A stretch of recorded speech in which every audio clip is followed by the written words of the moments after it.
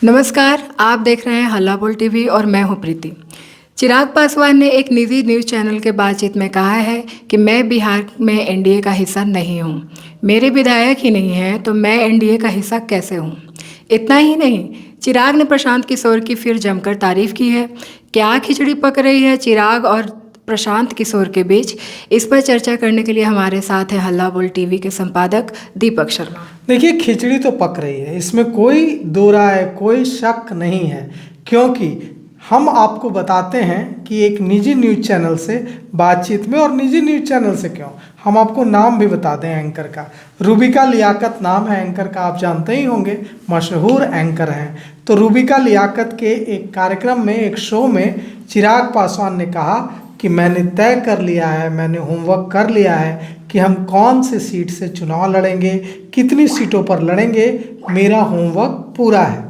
खुद को विधायकी लड़ने पर चिराग ने कहा कि मैं बिहार से चुनाव लड़ना चाहता हूं, लेकिन मेरी पार्टी अभी इस पर फैसला कर रही है कि मुझे कहां से चुनाव लड़ना है।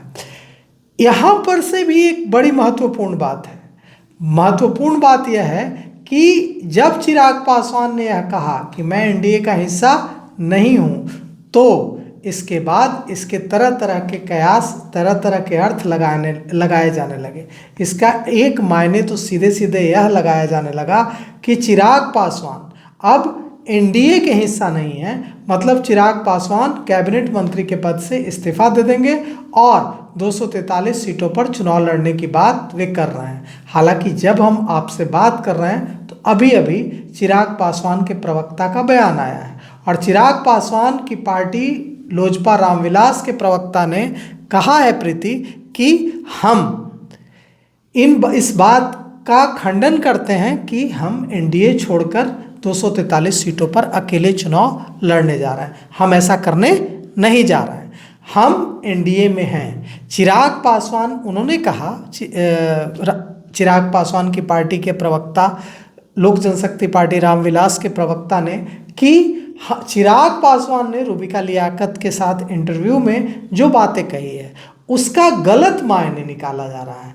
यह कहने का मतलब यह था कि जब बिहार में लोजपा रामविलास का कोई विधायक ही नहीं है विधानसभा में, तो बिहार में जो एनडीए की सरकार चल रही है उसका हिस्सा चिराग पासवान की पार्टी कैसे है, यह कहने का मतलब था। जब चिराग पासवान ने कहा कि हमने होमवर्क कर लिया है कि हम कितनी सीटों पर चुनाव लड़ेंगे और इसकी तैयारी कर ली है, तो इसका मतलब उन सीटों पर तैयारी से था जिन पर दावेदारी लोक जनशक्ति पार्टी रामविलास पेश कर रहा है एनडीए में।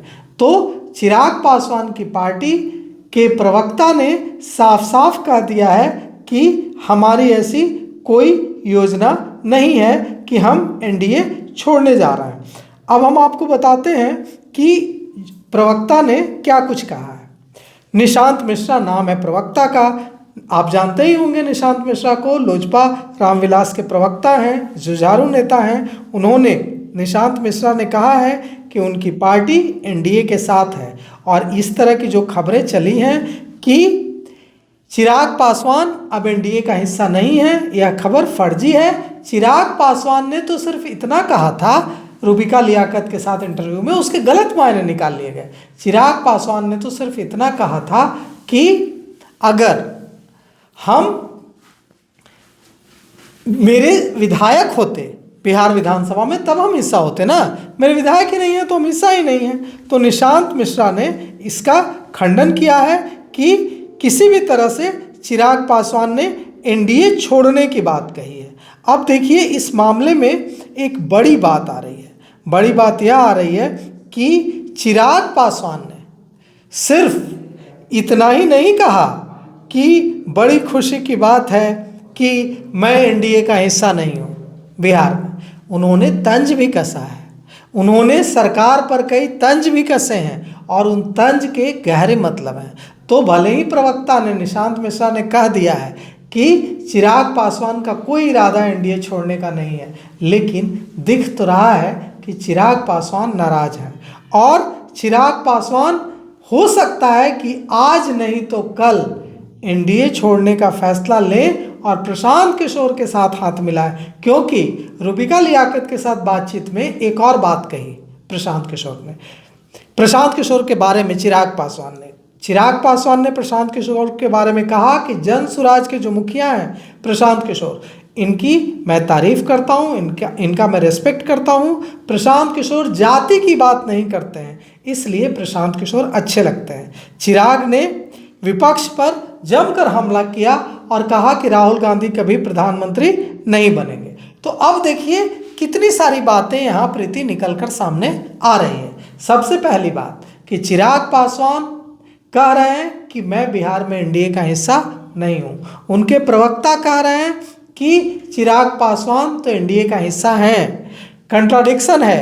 निशांत मिश्रा कह रहे हैं और दूसरे नेता कह रहे हैं कि नहीं, उनके मायने, उनकी बात के दूसरे मायने निकाले गए। अब देखिए क्या कुछ होता है।